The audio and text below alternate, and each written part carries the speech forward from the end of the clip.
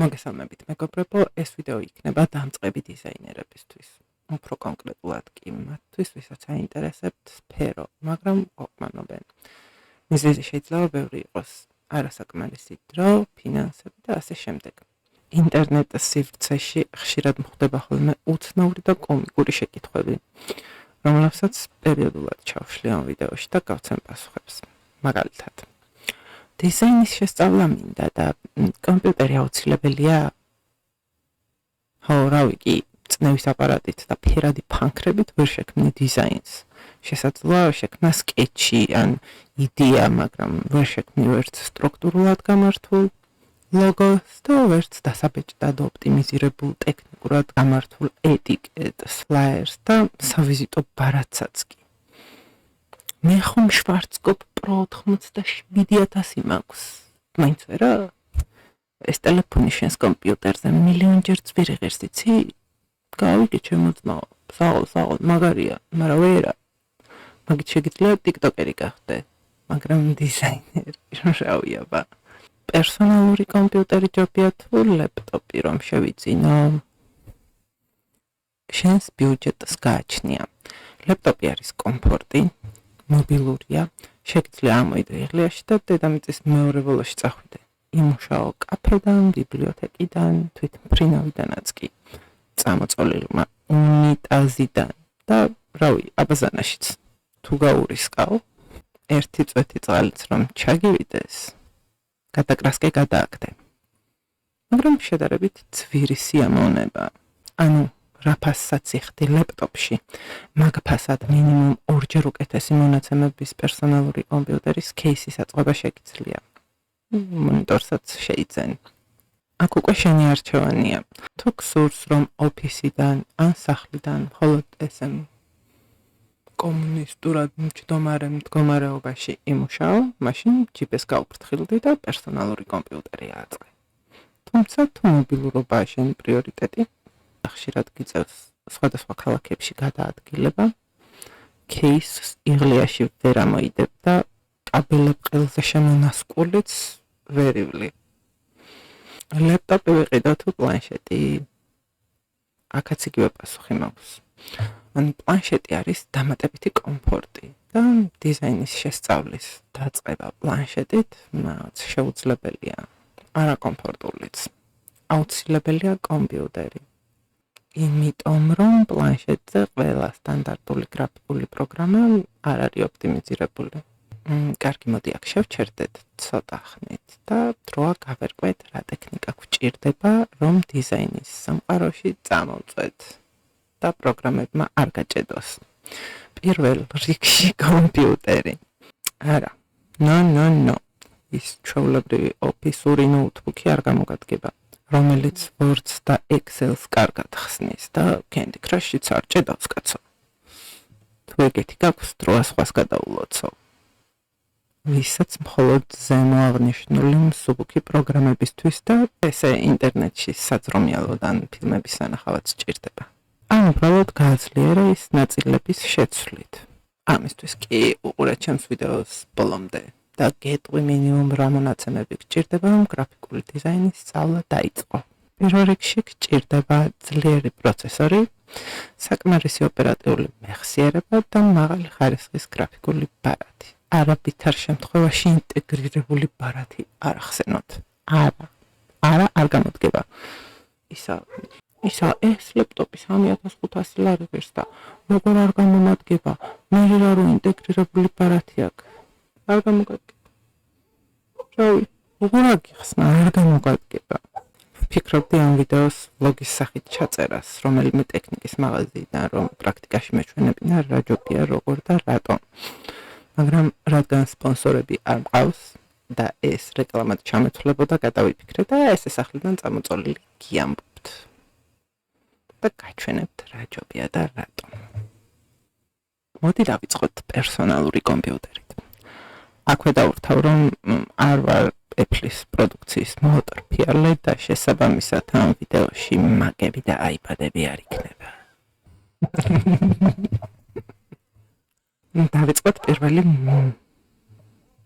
დავიწყოთ პირველი ვარიანტით, მინიმალური და ბიუჯეტური. ეკრანზე გამოგიჩენთ მონაცემებს. ეს ვარიანტი საკმარისია გრაფიკული დიზაინისთვის, Photoshop, Illustrator, Corel, Figma და ასე შემდეგ. და Suzuki Gaming-ისთვისაც გამოდგება.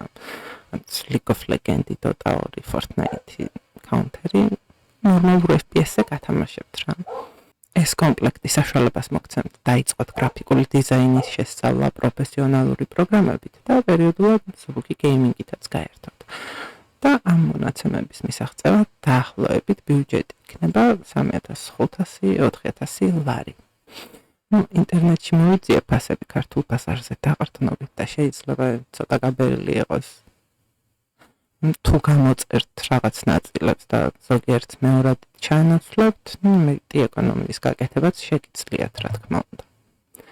ახლა მოდი ვნახოთ მეორე და საუკეთესო ვარიანტი დიზაინისთვის. ეს კომპლექტი პროფესიონალურ დონეზე საშუალებას გაძლევს შექმნა მაღალი ხარისხის ლოგოები, ილუსტრაციები, ვიდეო მონტაჟსა და რენდერშიც საუკეთესოა და უსწრაფესია 3D პროექტებზეც არიბნევა და თან საშუალებას გაძლევს ახალი თამაშებიც ითამაშო, კარგ და მაღალ გრაფიკაზე. და მისი დაახლოებითი ბიუჯეტი არის 80,000 ლარი. აქვე მინდა დავაკონკრეტო, რომ მე არ ვარ კომპიუტერში კი და მხოლოდ სამოყვარულო და ჩემს გამოცდილებაზე დაყრდნობილ დონეზე ვერ ყვევი ამ საკითხში და გთხოვთ პროფესიონალები ნუ გამკითხავთ. ესაა ჩემი არხი, ჩემი ვიდეო და ჩემი სუბიექტური აზრი. ვიცი განსაკუთრებით ლეპტოპების სიის ნახვის დროს მივილანძღებ. როგორც გითხარით, ბოდიში epson ვინც მუშაობს მაკით და ეკომფორტულება. მე არათანში პრეტენზია არ მაქვს, უბრალოდ ჩემი მიზეზებიდან გამომდინარე არ ვწყალობ ამ კომპანიას, რადგან არის არამეგობრული. როგორც ვიცით, საქართველოში 90% მუშაობს დაკრეკილი ვერსიებით, მათ შორის სარეკლამო კომპანიების სტამპებიც. ყველა დაკრეკილ ვერსიებს ვეყანებ Corel-ისასაც და Adobe-ის პროგრამებისასაც. მაგაზეც იკრეკება ბევრი რაღაც, მაგრამ ისე გოხდა და ყველაფერი როგორც Windows-ზე არა. ძალიან წვალობენ ხოლმე ბავშვები. ჯგუფშიც ხვდება მაგაზე ეს როგორ დავკრეკო? მაგაზე ხო არა გაქვთ კრეკი ამისი? აუ გამეთიშა მაგაზე და რა უყო?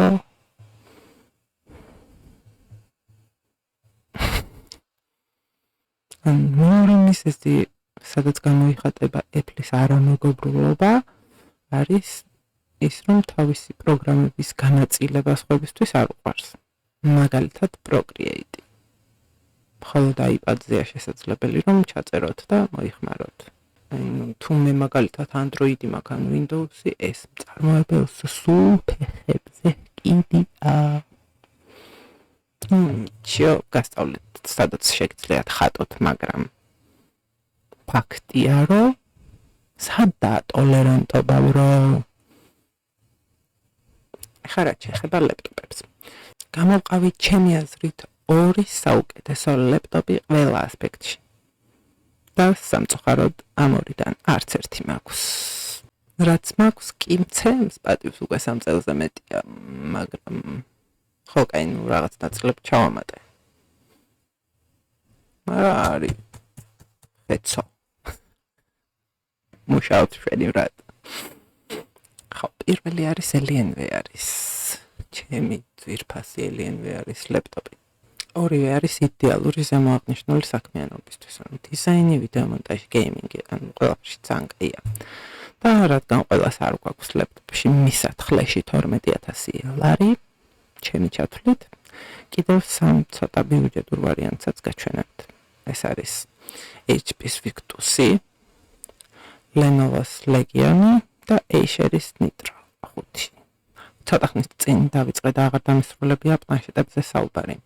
როგორც გითხარით, პლანშეტი არის დამატებითი კომფორტი დიზაინერისთვის, ჩანახატების, სკეჩების, ილუსტრაციებისთვის არის იდეალური ხელსაწყო. ძალიან კაია, ძალიან კომფორტულია. თუ პლანშეტზე მუშაობა გინდათ, რადგან როგორც უკვე გითხარით, iPad-ს არ ვწყალობ და არც ვიყენებ, ჩემი აზრით, Windows-ის პლანშეტები უკეთესია ვიდრე Android-ი. Ვალა. მაგასაც გეტყვით რატომ. აქ შეგიძლიათ ჩაწეროთ Photoshop-ით, Illustrator-ი, Corel-ი და სხვა პროფესიონალური პროგრამებიც, რაც Android-ზე არ იწერება. უფრო მეტიც, თუ გაჭირდა საქმე, შეგიძლიათ მაუსი მიუერთოთ და ყველაფერი იქნათ, რასაც კომპში ისავდით. არა, კლელობები და პოლინომები არ მიგულიხმია.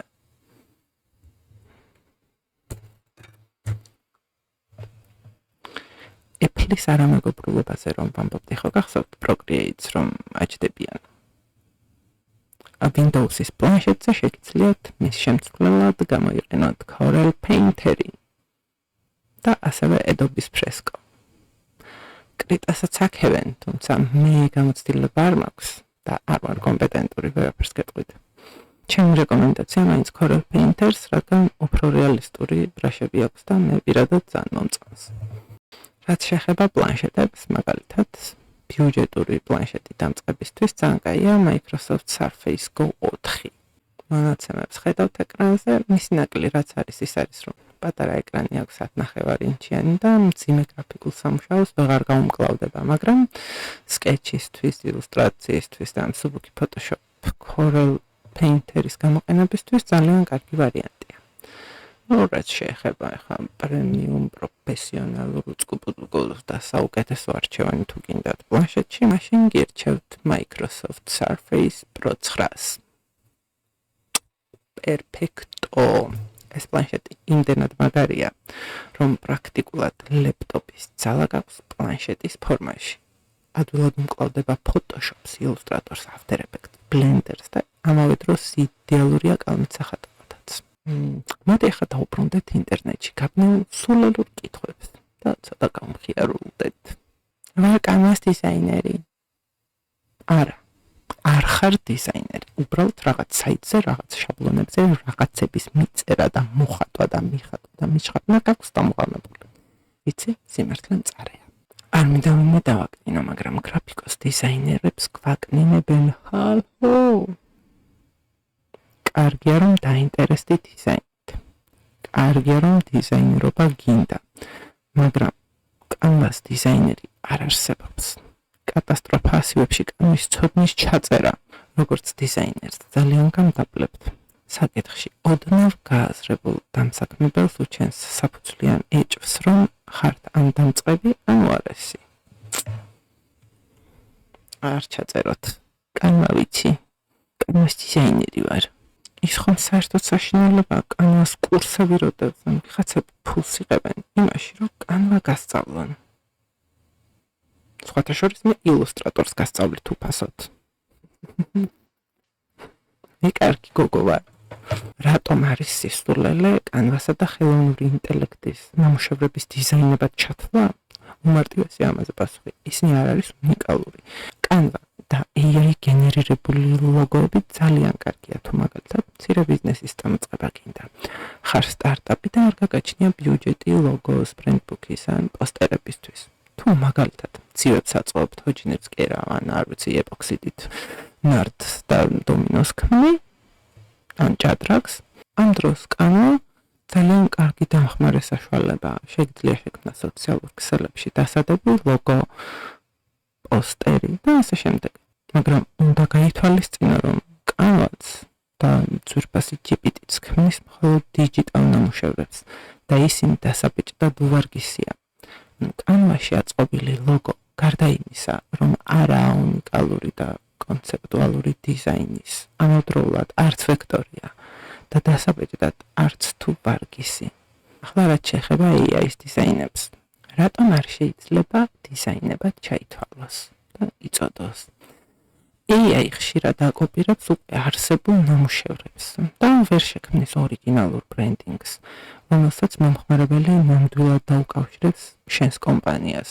რამდენიც უნდა უხსნა შენს გემოზე მცირე დეტალებს, ვერც გადმოგიადგილებს და ვერც ჩაგისწორებს.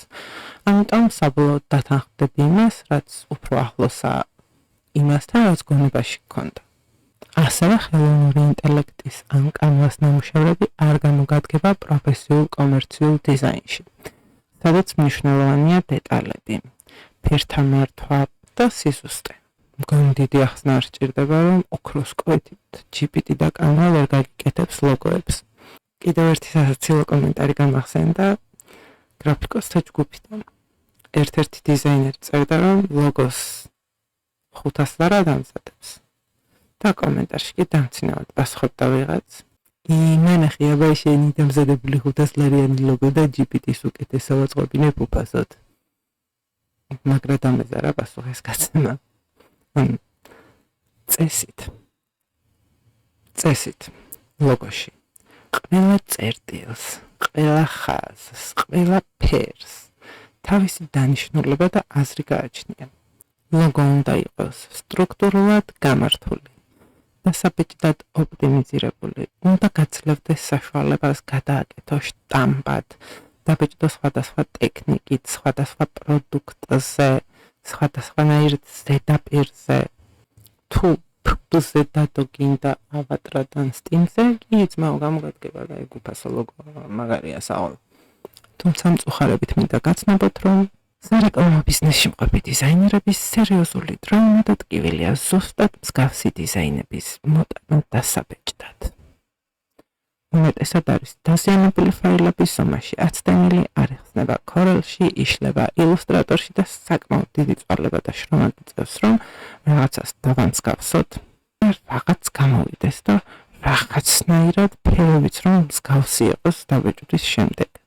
ზოგადად ეკრანი თუ არ არის დაკალიბრებული დანადგარზე, ეკრანზე რა ფერიც კი ჩანს, ის ფერი ვერ დაიბეჭდება და ეკრანზე შეიძლება ჩემთან სხვა ფერი იყოს, შენთან სხვა ფერი იყოს.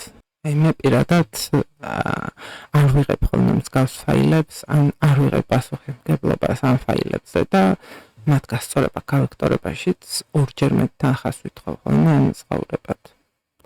ვერ გაიგო ამ ხალხმა, რომ ეკონომია უფრო ძვირი უჩდებათ. ჩემი ნერვები რაც შევწირო, ძალიან რომ არ გამოწელოს ეს ვიდეო. თუ გინდა პროფესიონალი გრაფიკოსი იყო, ისწავლე შესაბამისი პროგრამები და ომი აღარ იქნება. კი არა და ხო. დასაწყისისთვის კი დაგჭირდება კომპიუტერი ნორმალური მონაცემებით და ბევრი პრაქტიკა. ჩემი ვიდეოების ცქერაც არ გაწყენდა. ხო, ისა AI ძალიან ცუდ ტიპად გამოვიყვანა მგონი და ეგრეც არა. ის ძალიან კარგი ხელსაწყოა სწორ ხელში. მისი შექმნილი დიზაინები შესაძლოა არაა დახვეწილი, სტრუქტურულად გამართული და ვარგისი, მაგრამ ძალიან კარგი მრჩეველია. შეგიძლიათ ინსპირაციისთვის გამოიყენოთ. მაგალითად, თუ გაქვთ სამშენებლო კომპანიის ლოგო დასახად, არ იცით როგორ დაიწყოთ, კითხეთ, რჩევა. ის გეტყვის, რომ კორპუსი დახატაო, ან ჩაქუჩი დახატაო, და შენამ დროს გონებაში ამ ჩაქუჩს და კორპუსს ერთმანეთს დაუკავშირებ სკეჩს შექმნე და ვუალა, გამოგიმა ძალიან კარგი ლოგო. ხო, ისა, არ გამოიწერე და მეკეთები. ლეპტოპი მაქვს გამოსაცვლელი.